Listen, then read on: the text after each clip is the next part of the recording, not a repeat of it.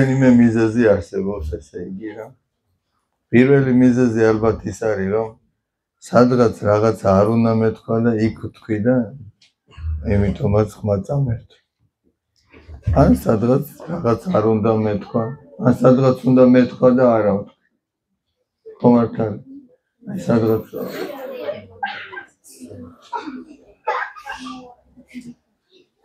ამიტომ ყოველთვის უნდა დააკვირდე ადამიანი სად რას ამბობს. მეორე მიზეზი რა შეიძლება იყოს იცი? შეიძლება იმისთვის არის რომ თქვენ მოთმინება ისწავლოთ. ხო, ადვილი ხო არ იქნება 40 წუთი ესე ხავილს რო უსმინოთ არა. მაგრამ თუ მოთმინება უნდა ისწავლოთ. აი ხო მაგალითად მოდი ცუცულად ჩემთან ლამაზიკა. მოდი შენც მოდი. შენც მოდი. აი თუ არ და ყველანი აქ მოდი მე მოვა და ეგ გამოვა იქ პირი. ეხლა რა მინდა რო თქვა, მოდი აქ. რა მინდა რო თქვა, დადექი კაცო, მოდი მეთქი, განა მიდი და მოდი მეთქი. ეხლა რა მინდა რო თქვა, მაგალითად. აი ეს ლამაზი ბავშვები სახლიდან რო გადიან. ხო გოხდათ ჩაცმულები გამოდიან. მაგრამ ეხლა მაგალითად აი ადამიანი დასაბანი ტურტლიანი რო იყოს, როგორ გოხდათაც არ უნდა ჩააცა.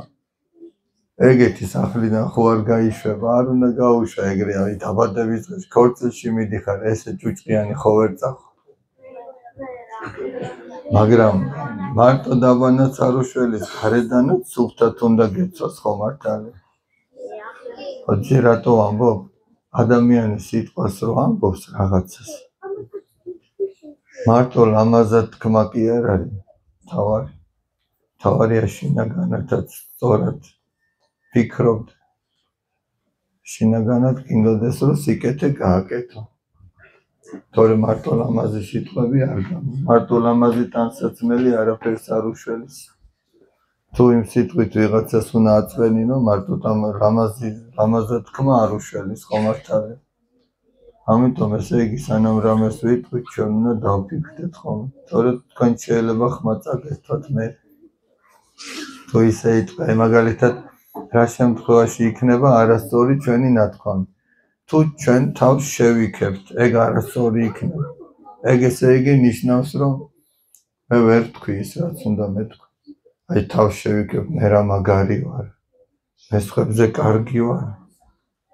მე მართალი ვარ, სხვა მტყუანია, ეგეთი ლაპარაკი არ შეშვენის ადამიანს. ან მაგალითად თუ სხვას განიკითხავ ვიტყვი რომ ის დაუშვათ ძუნწი ადამიანია, ის უზოდელია, ის ლოთია, არ უნდა თქვა. მაგ შემთხვევაში ცუდად ლაპარაკო. ან მაგალითად თუ იცი რომ რაც უნდა თქვა სიმართლე არ არის, არც ეგ არ უნდა თქვა. ზოგჯერ შეიძლება სიმართლე იყოს რაღაცა, მაგრამ არ თქვა. ეგ იმას ანიშნავს, რომ ტყუილი თქვა. მაგრამ თუ შენი სიმართლე, ესე იგი ადამიანს აი დაუშვათ მაგალითისთვის ვიტყვი. დაუშვათ ადამიანი არის რომ რაღაცა არ გამოსდის კარგად. დაუშვათ აი კალათბურთს თამაშობს და ბურთს კალათში ვერ აგდებს. ახლა ისედაც ხო იცის რომ ვერ აგდებს არა? ხო სიმართლეა რომ თქვა რომ შენ ბურთს კალათში ვერ აგდებ. ხო სიმართლეა, მაგრამ იქ მაგის თქმა არ შეიძლება. და თუ გაჩუმდები, ეგ იმას არნიშნავს რომ ტყუილს ამბობ. ამიტომ იქ უნდა გაჩუმდე, სადღაც უნდა გაჩუმდე. სადღაც უნდა თქვა. ზოგჯერ თქმას ჯობს, არა თქმასაო, ზოგჯერ თქმითაც დაშავდების. ეხლა რა შემთხვევაში ჯობია რომ თქვა. დაუშვათ ვიღაცას ჩაგრავენ შენთან ერთად, იქ გაჩუმება არ ივარგებს. იქ შენ უნდა უთხრა რომ რატო ჩაგრავთ მაგას. გესმით? იქ გაჩუმება არის. ვიღაცა რომ მიდის დაუშვათ, აი ეს ვაჟკაცი რომ მიდის წინდა, უკან რომ ძაღლი ეპარება, მე ხო უნდა უთხრა რომ მოდი ხედე, თხილად იყავი, ხო უნდა უთხრა. იქ გაჩუმება არ ივარგებს. ან მაგალითად ვიღაც რომ შეიძლება ცოდვაში ჩავარდეს. ჩვენ ხო უნდა უთხრათ რომ თხილად იყავი, რასაც შენაპირებ, ეგ არ შეიძლება. მაგან შეიძლება დაგაზიანოს. მაგრამ ეხლა წარმოიდგინეთ ესეთი რაღაც. დაუშვათ შენ რა გქვია? დემეტრე მიდის და უკან ძაღლი ეპარება. და ეს საყვარელი გოგონა უყვირის, თხილა დემეტრე ძაღლი გეპარება. და დემეტრე მოთხარ ძაღლი არა ის თავი დამანებე ერთი და მივა უწვა ძაღლი და მოაჭამს რაღაცას. ხოდა ვისი ბრალი იქნება? დემეტრეს იცი რატო ვამბობ? ჩვენ დაუშვათ მშობელი გვეუბნება რომ შვილო ეგრე ნუაკეთებ. აი როგორც რა ქვია შენ? როგორც ნინა ეუბნებოდა ძაღლი გეპარება დემეტრე თხილად იყავი ჩვენ მშობელი გვეუბნება შვილო ეგრე ნუაკეთებ რაღაცას დაგაზიანებს ცუდია შენთვის და ჩვენ ვამბობთ არაფერი არ გესმით. ეს ძაღლი რომ მიეპარება ხო მოუვა რაღაც. ხო და ადამიანსაც ეგრე მოუვა. აი დღევანდელ დღეს შეიძლება ეს ძაღლი შევადაროთ იცი რა ადამიანი თვალებს რო ისიებს ტელეფონთან ჯდომით 5 და 6 საათი მშობელი ეუბნება შვილო გაუფრთხილდით შენს თვალებს შენს დროს გაუფრთხილდით შენ ჯანმრთელობას ბავშვი აყურად არ იღებს შეიძლება კი ითამაშო ცოტა მაგრამ გადამეტებული არაფერი ვარ დრო გეკარგება ბევრი ჯანმრთელობა გეკარგება დემეტრე თუ მოიხედავდა გადარჩებოდა ძაღლი აღარ უკვენდა და ნინას მადლობელი დაურჩებოდა. აი ჩემო საყვარელო ნინა მადლობა. ნახე რა კარგი გამოთქმებია ქართველ ადამიანს. საყვარელო გეთაყვა შენი ჭირიმე. აი ხო გესმი შენ გენაცვალე. ინებეთ გერეთყვი აჰა აიღე ეგრე არ უნდა უთხრი. ინებეთ გეთაყვა აიღე მიირთვით აი ეს სიტყვებს თუ ილაპარაკებთ ხმა არ გექმნებათ ჩემსავით თავძან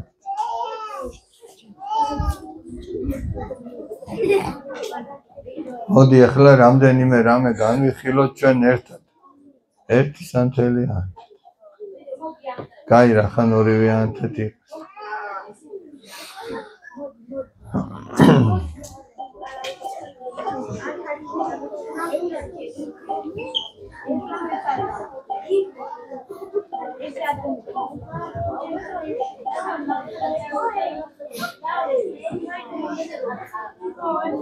ბავშვებო ჩვენ მე არ მახსოვს და მე მგონი წინა ორშაბათს ამაზე არ გვისაუბრია ვინც იყო არა ხო მოკლედ ეხლა აქ რა ხდება ძალიან არ გადაგრით ცოტა რამეს ვიტყვი და მე ერთი საინტერესო ანიმაცია მინდა რომ ნახოთ ერთად აღდგომას უკავშირდება და იმიტომ ეს არის ბავშვებო დიდი ხუთშაბათი აი ეხლა რომ ხუთშაბათი მოდის ამ კვირას ეხლა რაშიც ვიმყოფებით ეწოდება ნების შვიდეული მოდი თან დავწეროთ ხომ ნინი მოდი დაწერე დაწერე ნების შვიდეული და ამ ნების შვიდეულიდან რამდენიმე დღე განვიხილოთ მაგალითად 4 შაბათი დღე რომ მოდის ეხლა რომ 4 შაბათი დღე მოვა ეგ არის ის დღე როდესაც იუდა ისკარიოტელმა აი ეს არის იუდა ისკარიოტელი ამან გასცა უფალი იესო ქრისტე 30 ერთხლად ანუ უღალატა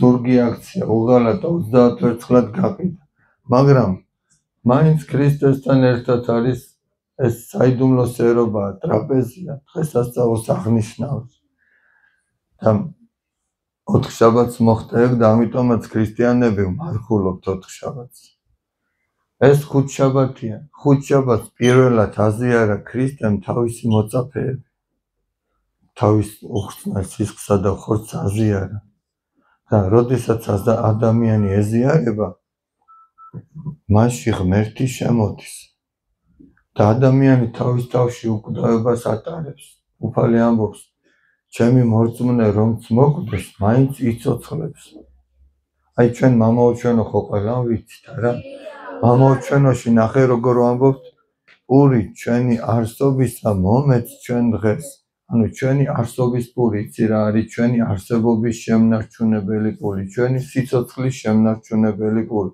ეს არის სწორედ ქრისტეს სისხლთან და ხორცთან ზიარება როდესაც ადამიანი ეზიარება აი აღსარებას ამბობს ეზიარება პირველად აზიარა მერე ნახე რა გააკეთა აიღო რაღაცა ჭურჭელი საბანელი ჯამი დაუშვათ ესე ვთქვათ, წყალი ჩაასხა და მივიდა თავის მოწაფეებთან, ახლა თქვენ ხო ცხეცხართ, ესე მივიდა ყველასთან 12-ვე მოწაფესთან და ფეხები დაბანა.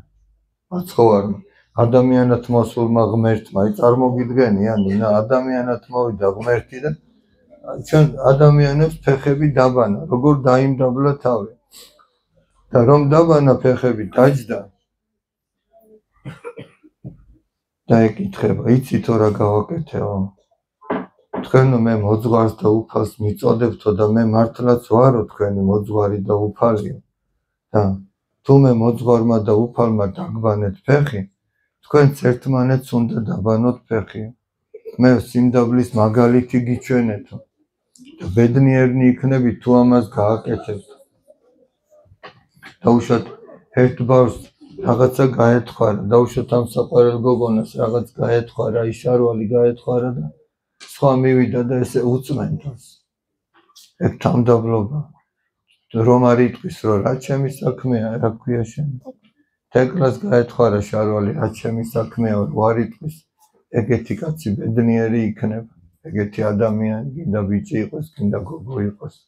სხვას რომ მიეხმარება მის გასაჭირში. ესმით რაზე ელაპარაკი. დაუშვათ შენს მეგობარს კალამი გაუტყდა. და შენ რო იტყვი, რა შეწუხდები, აი მე ხარ რა უშალო და რომ აიყევ და შენსაც რო დაუთმობ. კი არ იფიქრებ, რომ მე ხო მაქვს და რაში მაინტერესებს. შენ რო სხვას მოემსახურებ. აი ძალიან მნიშვნელოვანი. სულ ვიხსენებ ხოლმე, ესე იგი, ერთხელ მასწავლებელმა დაფასთან გამიყვანა და მათემატიკის მასწავლებელმა პირველ სკოლაში ვსწავლობდი მაშინ. გვერდით მიჯდა ხოლმე კლასელი თაკო ხომასურიძე. და ესე იგი, რაღაცას ხო წერდა, თან რეულში იწერენ ბავშვები. და რომ მივედი, ნახე რომ თაკოს ჩემს რეულშიც დაუწერია და თავისთანაც. ახლა ხო შეეძლო ეთქვა, რომ რა ჩემი საქმეა თვითონ დაწევს. მაგრამ მე ძალიან გამეხარდა. ხო ბევრი არაფერი, მაგრამ აი ეს სხვაზე ზრუნვა არის ძალიან მნიშვნელოვანი. მარტო შენ თავზე რო არ იფიქრე. და უფალმა ეგ მაგალითი მოგცა ჩვენ. ეხლა ნახეთ რა ხდება.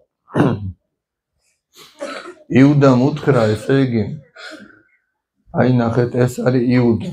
როდესაც მაცხოვარმა თავისი მოწაფეები გეციმანიის ბაღში გაიყვანა ზეთისხილის მთაზე. იქ იუდა ჯარისკაცებთან ერთად მივიდა და ასეთი რამე უთხრა. მე რომ მივალ და ვეამბორები, რომ ვაკოცებ. ეგ არის იესო ქრისტე, ეგ დაიჭირეთო, ეგ შეიპყარეთო. ნახეთ აი, ვითომ კოცნის, ვითომ უყვარს, მაგრამ ამითი ნიშანს აძლევს, რომ ეგ დაიჭირეთ, ეგ შეიპყარეთო. და რის გამოაკეთებს იუდა, ნახეთ, ფულის გამოაკეთებს. და იუდა სადღაც შორს და ერთი კი არ იყო. ჩვენ თუ შეგვიძლია რომ ვიღაცას ვაწყენინოთ რაღაცა მატერიალურის გამო, რაღაცა ნივთის გამო, ფულის გამო, სიმდიდრის გამო, თუ ჩვენ შეგვიძლია რომ ვაწყენინოთ, ჩვენშიც იუდა ცოცხლობს მაშინ. გესმით? აი რაღაცის გამო რომ შეგიძლია აწყენინო ადამიანს, ესე იგი ეგ არის. დაუშვათ შენ თუ იცი რომ ვიღაცას უჭირს და შენ შეგიძლია დაეხმარო და არ ეხმარებ. ეგეც იუდას აქციელი. დაუშვათ აი ორი ნამცხვარი გაქვს რაღაცა სკოლაში და ხედავ რომ ვიღაცას საერთოდ არ აქვს და შენ რომ ორ შეჭამდა, არ იფიქრებ იმაზე რომ სხვასაც გაუყო. მანდაც იუდა ჩამალული ჩვენში იცოდა. შერვაი სადღაც შორს კი არ არის, თითოეულ ჩვენთაგან აი რო იცი რომ გაჭირებული მეზობელი ყავს და შენ რო არ ხეინად სუფრას მიუჯდები და არ გაგახსენდება რომ ერთი თებში საკვები სხვასაც შეაწოდა. გესმის? ეგეც იუდას აქციელი, ძალიან მნიშვნელოვანია, ეგ რო ჩვენ ვიცოდეთ. მერე ნახეთ, ამას მოყვება წითელი პარასკევი, მაცხოვრის ჯვარცმა. პარასკევი დღე, როდესაც იესო ქრისტე ჩვენი სიყვარულის გამო ჯვარზე გაეკრა და მოითმინა ეს ყველაფერი ჩვენთვის. მანამდე იყო 1000 გვარი შეურაცხყოფა, შენერწყება, შოლტით ცემა, ეკლის გვირგვინი დაადგეს თავს. და ეს ყველაფერი ჩვენთვის მოითმინა, მას შეეძლო არ მოეთმინა. მაგრამ ეს ჩვენი სიყვარულის გამო, რომ ჩვენ ჯოჯოხეთისგან გამოვეხსენეთ, თითოეული ჩვენთაგან, ეხლავე საყვარელო, ეხლავე არ დაივიწყო რაც კიდე თქვა. და ხელებზე ლურსმები დააჭერეს და ასე გააკრეს ხელებზე და ფეხებზე. მაგრამ ქრისტემ ეს ბოლომდე მოითმინა ჩვენთვის. თითოეული აი შენთვის თითოეული ადამიანისთვის ჩვენთვის მოითმინა. აბა რაღაცა გითხრა. I wrote this გააკრეს ხო ჯვარზე. ეს იყო წითელი პარასკევი. ეხლა რო პარასკევი დღე მოდის, მაგას ნიშნავს. წითელი პარასკევი ქვია.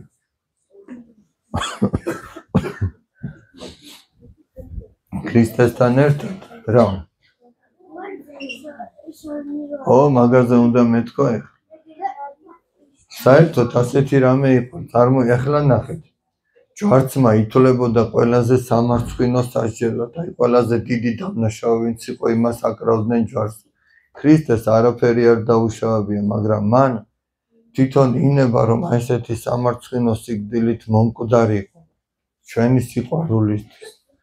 მასთან ერთად ორი ავაზაკი იყო გაკრული ჯვარზე. ამ ავაზაკებმა მართლაც დააშავეს რაღაცა და ძალიან ბევრი რამე დააშავეს. ერთი ავაზაკი ეუბნეოდა ქრისტეს, შენ თუ მართლაც ქრისტე ხარ, თუ ღმერთი ხარ, გადაირჩინე შენი თავი და ჩვენს გვიშველი გადაგვარჩინე. საყვედურობთ. მარჯვნივ მყოფი ავაზაკი კი თავის მეგობარს აყვედრიდა და ეუბნეოდა, შენ არც გიგცხენიაო, რას ამბობო? ჩვენო რაც დავაშავეთ, იმის შესაბამისად ვისჯებითო და ამას არაფერი არ დაუშავებია. ანუ ეს ღმერთია, ერთადერთი ვისაც არაფერი დაუშავებია, ადამიანად მოსული ღმერთია. დანარჩენი ჩვენ შორის ვერავის ვერ ვნახავთ ისიც რომ ცოდვა არ გქონდეს ჩადენი. ყველას გვაქვს ჩვენებური ცოდვა. არის რაღაც ცოდვა ბავშვობის ასაკში რასაც ჩაიდენ, არის რაღაცა რაც შეიძლება დიდს დაგემართოს. რაოდენობით. მას მე ის თქვენდა რა მარცხენა მხარე ეუბნებოდა რა შენ თუ ქრისტე ხარო გადმოდიოდა და გვიხსენიოდა. მარჯვენა პირიქით უთხრა რომ შენ მე დამიმახსოვრე როცა სასუფეველში იქნებიო და გამიხსენე რომ მეც სასუფეველში ღმერთთან ვიყო. ხო, მომიხსენე, ოდეს მოხვიდე სუფევითაში. ხო და უფალმა უთხრა რომ დღეს ჩემთან იქნები 60-ში. რა საყვარელი შენ რისი თქვა?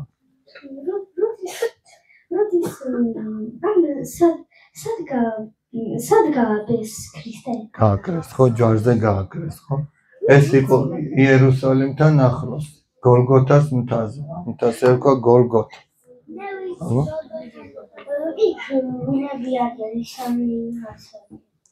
აი ესენი ვინ არიან, ეხლა ნახე. აქ ყველაფერი კარგად არის. ესენი არიან, ვინც მაცხოვრის კვართი გაიყოს, ვინც წილიყარეს, ჯარისკაცები იყვნენ და მაცხოვრის შესამოსელი გახიეს 4 ნაწილად და კვართი რადგან უკერველი იყო, ქალწულმა მარიამმა მისმა დედამ პატარაობაში რომ შეუკერა კვართი რომ მოუქსოვა. აი მაგალითად ჩვენ ხო ამ საყვარელ გოგონას ცოტა ხანში ეს ქურთული ხო დაუპატარავდება. იზრდება თვითონ და აღარ მოვა. იესო როდესაც იზრდებოდა, კვართიც მასთან ერთად იზრდებოდა. და ის კვართი, რომელიც ჯვარცმის წინ განძარცვეს მაცხოვარს რომ გახადეს, რადგან ნახეს რომ შეკერილი კი არ იყო, ხა ჩვენს ტანისამოს ნახე რამდენი ნაკერები აქვს, ნაკერები რო არ კონდეს არ იქნება, დაიშლება.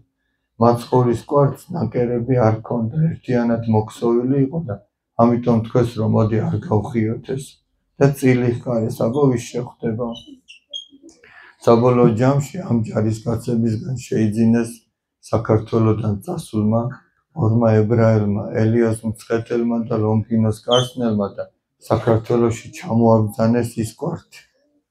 და როდესაც ელიოზის და სიდონიამ გულში ჩაიკრა ეს კვართი, კვართთან ერთად გარდაიცვალა და ერთად დაკრძალეს. დღეს რომ სვეტი ცხოვლის დაძალია, იმის ჯირში არის მაცხოვრის კვართი დაკრძალული.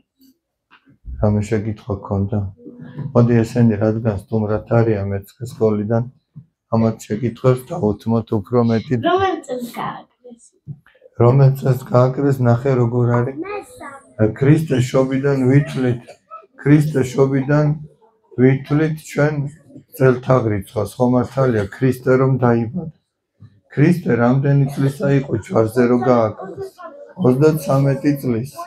ესე იგი სავარაუდოდ ესე გამოდის, რომ ქრისტე შობიდან 33 წელს მოხდა ჯვარზე. ლოგიკურად რომ მივყვეთ, აბა შენი სიტყვა. აი, არა, ლურსმებით გაუყარეს ცხელში და ფლებში. რომელი წელს გააკეთეს? აი, იმანიცის რომელი წელს? 33 წელს. არა, რომელი წელი? 33 წელი. ეხლა ხო 2025 წელი. შაშა ხო იყო 2024. და ესე რომ მივყვეთ უკან წავიდეს 33 წელი ხო იყოს? 0033. 0033. რატომ გააკეთეს? არა, კი არ გააკეთეს, გააკრეს მე. გააკრეს. არა, ეგრე კი არ ივარგებს, არა. ყველა ერთად, აბა ცოტა იქით კლასში გადავიდეთ და მოვალეხლა. აბა შენ რა სამ? გააკეთეს, რომ იმას უნდა და ფული უნდა და გაყიდეს 30 კვერცხად.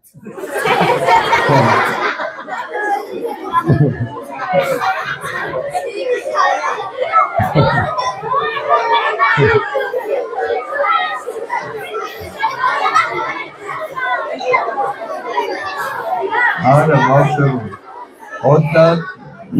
30 კვერცხად კი არა.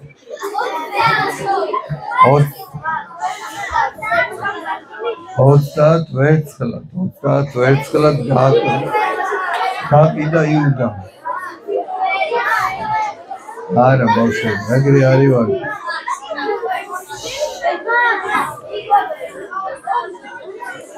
აბა მე დაგელოდებით, ისედაც ხმა არ მაგდა ეხლა თქვენს მე ვერ ვაჯობებდა. თუ არ გინდათ რომ მოусმინოთ, მაშინ თქვენი ხმა ვარ. თუ ცოტა გაგიგრძელდათ ხმა ორი, გარეთ მიგაბძანებთ და სხვა ბავშვები დარჩებიანა. სხვანაირად არ ვარ. აცადეთ, მივყვეთ. ერთმანეთს ვაცადეთ, ერთმანეთს. 30 კვერცხად არა, ბავშვი, 30 ვერცხლად გაყიდა იუდა, ვერცხლად გაყიდა. სად გააკრეს? სად წაიღეს მერე თავისი ქურთუკი? კვარტი არის საქართველოში. თქვენ ეთყობა არ მისმენთ ბავშვებო, ან შეიძლება მე ვერ ვლაპარაკობ, ეგეც ბუნებრივია. ის კვარტი საქართველოში ჩამოაბრძანა ელიოზ მცხეთელმა და დღეს მცხეთაში სვეტიცხოვლის ტაძარი ხო გაგიგონიათ? იმის ძირში არის კვარტი დაფლული და თითოეული ქართველი არის კვარტის მცველი. თითოეული ქართველი კვარტის მცველია. ეს პასუხისგებლობა ერგო ღვთისგან საქართველოს. მოდი ცოტა მივყვეთ ახლა. აბა რა კითხო? და იმას რატომ უნდა რომ მოეხსნა? მარცხნა მხარეს. რატომ უნდათ რომ ჯვირდა? აბა ლურსმები რო გაგაყრილი არ გინდა რომ ჩამოხსნა?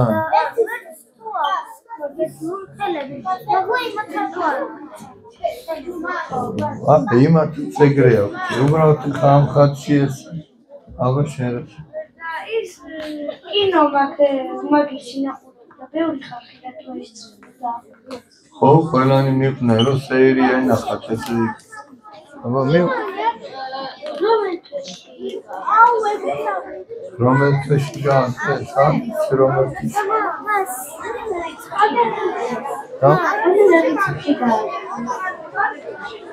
არა, რიცხვი კონკრეტულად არ არის. აი, მაგ რატო ასე პატარა სახლი? ეს სახლი არა.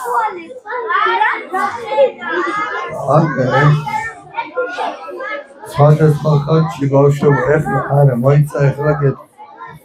აქ არის 150 ბავშვი, ეს ჩვენ პირადად ესე საუბარი. გამომიარეთ ერთხელ სამში და იქ ვილაპარაკოთ მაგებს. მოდი ახლა რა ძირითადია ისა ვთქვათ. ესე პატარ-პატარა შეკითხვებით მერე სხვა ბავშვები მოიწვენენ და ვერ გამოვა ეგ ამბავი.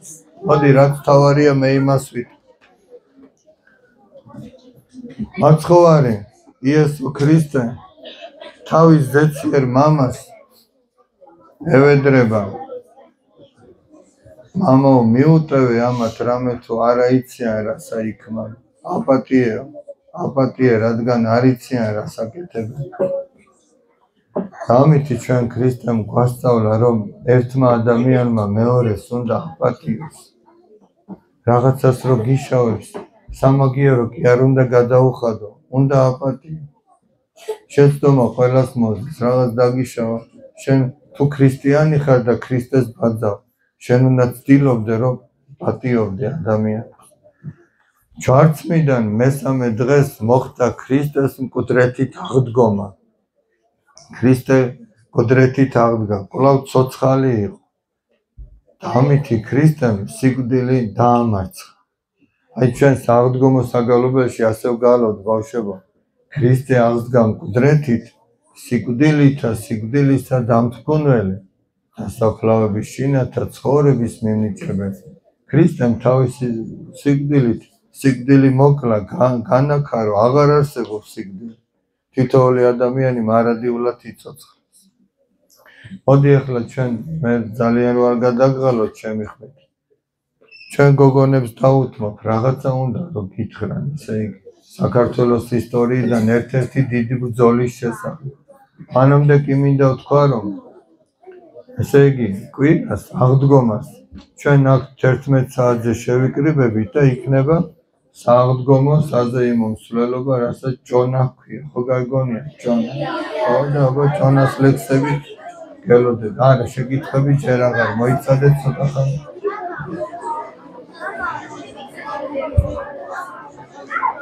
მეორე მიკროფონით.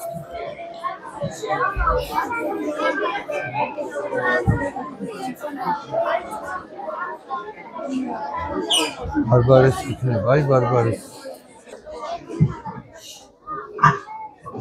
მოგესალმებით ბავშვებო, დღეს ჩვენ მოვიყვებით მარტყოფის ბრძოლაზე. 1925 წლის 25 მარტი მარტყოფის აჯანყება. მარცხი, რომელიც აროდეს ნახა ალაფის შტით. ეს მოვლენა მარტყოფის აჯანყება უმნიშვნელოვანესია საქართველოს ისტორიაში. ამ დროს ქართველებმა ყველას ანახეს მარტყოფის ველზე, რომ როგორ ვერ შეეგუებოდნენ თავისუფლების დაკარგვას. ხოლო საქართველოს გასანადგურებლად ირანის შაჰმა აბას პირველმა გამოგზავნა ლაშქარი და ჯერ სათავეში ჩაუყენა სიძე გათითრებული სომეხი არჩიღა ხანი. არჩიღა ხანს ამ დროს საქართველოში მოჰყავდა შაჰ აბასის შვილიშვილი, რომელიც გამუსლიმანებულ სიმონ ხანზე უნდა დააქორწინებინათ. სინამდვილეში არჩიღა ხანს ევალებოდა ქართლ კახელთა აყრა და მათი სპარსეთში გადასახლება, ხოლო მათ ადგილას ყიზილბაშების ჩამოსახლება. მათთან მოყვებოდათ უზარმაზარი ლაშქარი, რომელიც საპატარძლოს მაყრიონი იყო. ამ მაყრიონში შედიოდა ასევე გიორგი სააკაძეც, რომელმაც კარგად იცოდა შაჰის რეალური განზრახვა და მხოლოდ იმიტომ არ უსართლა ჯარს, რომ შაჰი მას არ ენდო. 1625 წლის ადრიან გაზაფხულზე შემოვიდა არჩიღან ხანი საქართველოში. ავად გადახდილი ქორწილის შემდეგ სპარსთა ლაშქარი ჯერ აღაიანის ველზე განლაგდნენ, ხოლო შემდეგ მარტყოფის ველზე. ამ დროს არჩიღა ხანმა იხმო კახელები, ვითომ იმერეთში ლაშქრობის სათათბიროდ, ხოლო მან განზრახვა შეცვალა და კახელების დასაჩუქრება გადაწყვიტა. კახელებიც გაბრიყვნენ და დაუფიქრებლად დასთანხმდნენ ხანს, ხოლო საჩუქრების ასაღებად სასითაოდ შედიოდნენ კახელები ბანაკში.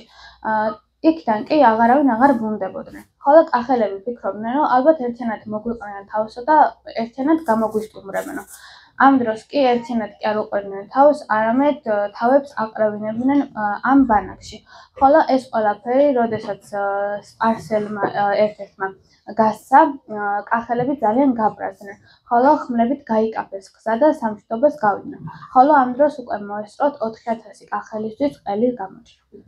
არჩიღა ხანმა გიორგი სააკაძე მოღალატედ ცნო და ეს ყველაფერი შაჰ აბას შეატყობინა. პასუხმაც არ დააყოლნა. მაგრამ შაჰ-აბასის მიერ გამოგზავნილი მწვავარი შემთხვევით შეხვდა გიორგი სააკაძეს, როდესაც ის სანადიროდ იყო გასული. წერილი გამოართვა, წაიკითხა, ამის შემდეგ შეკრიკს სიცოცხლე მოუსწრაფა და შემოიკრიბა ქართულ დიდებულთა კრება.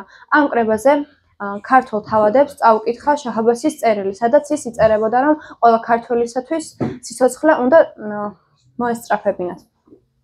ამის შემდეგ ისინიც კი, ვინც ეჭვის თვალით უყურებდნენ გიორგი სააკაძეს, დარწმუნდნენ მის გულწრფელობაში და შაჰ-აბასის რეალური განზრახვა გაიგეს და დაიწყეს საბოლოო ბრძოლისათვის მომზადება. გიორგი სააკაძეს რჩევით არჩიხა ხანმა თავისი ჯარის უდიდესი ნაწილი კახეთის სხვადასხვა კუთხეში განათავსა და დარჩენილი მეომრები დაგსაგსა და ისე მოხდა, რომ გიორგი სააკაძემ მოახერხა, რომ ისე დაალაგებინა ჯარი, რომ ქართველთა ლაშქარს შეეცლებოდა მტრის ბანაკის იოლად დამარცხება. 25 მარტი ხარება დღე თენდებოდა. ამ დროს ქართველები ზურაბ არაგვის ერისთავის თანამდებობით მარკოფის ველზე დაესწნენ ყიზილბაშებს.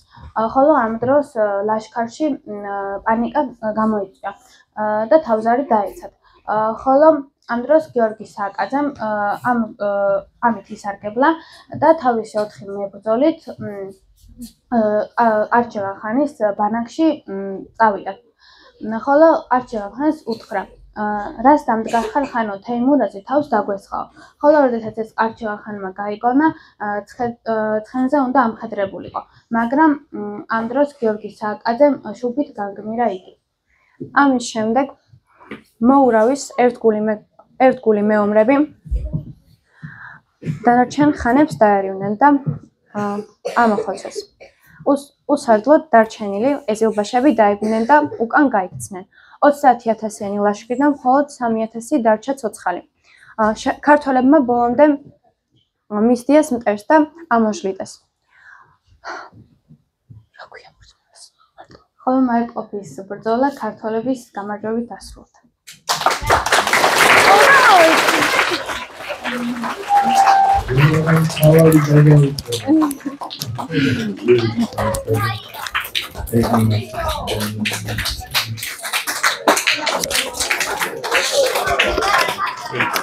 ბავშვებო, მოდი ახლა ძალიან რო აღარ გადაგვალოთ, ისედაც ამდენი მომიტმინეთ, ესე იგი მე თქვენ ადგილზე შეიძლება ვერ მომეთმინე.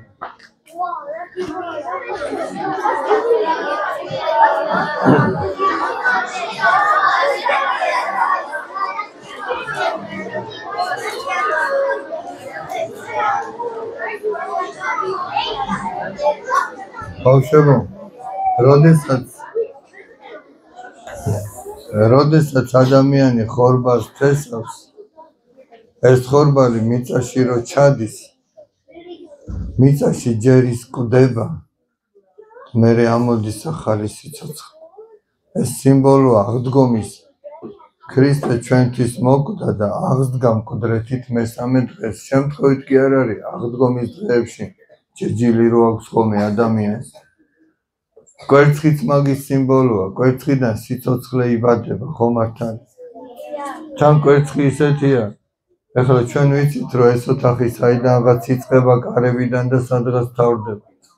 ეს არ საიდან არ იწყება და არ თავდება. ეს მარადიულობის სიმბოლოა, თან აქედან სიცოცხლე იშვება. და ეს რატომაც არის წითელი, ეხლა ჩვენ რო ანიმაციას ვნახავთ, იქიდანაც გაიგებთ. სანთელი თუ არ ჩაიწვა, სხვა ვერ გაუნათებს გზას, ვერ გაათბობს. ადამიანის სანთელს უნდა გავდეს, იმიტომ რომ ქრისტე თავად გავდა სანთელს. უბრალოდ ეს სანთელი გავს ქრისტეს, ქრისტე ჩვენთვის მოკვდა, ჩვენთვის დაიხარჯა და ჩვენთვის აღსდგა და ამაღლდა. ადამიანი სანთელივით უნდა იყოს. შენ თუ გენანება რომ დაიხარჯო, სხვას ვერ გაათბობ და ვერ გაუნათებ გზას, ხომ არ არის? შენ თუ გენანება რომ ენერგია გაიღოს ხისთვის, დრო გაიღოს ხისთვის და დრო ძალიან მნიშვნელოვანია ბავშვებო. ეხლა ნახეთ, დროს ხო უკან ვერ დააბრუნებ, ვერ და გამორიცხული. შეიძლება აი ჯანმრთელობა დააბრუნო უკან, იმკურნალო და ჯანმრთელობა დაგიბრუნდეს. შეიძლება დაღლა დააბრუნო უკან, რომ დაისწონო და დაღლა წავა და დასვენებული ხარ ხომართალი, მაგრამ დროს ვერ დააბრუნე.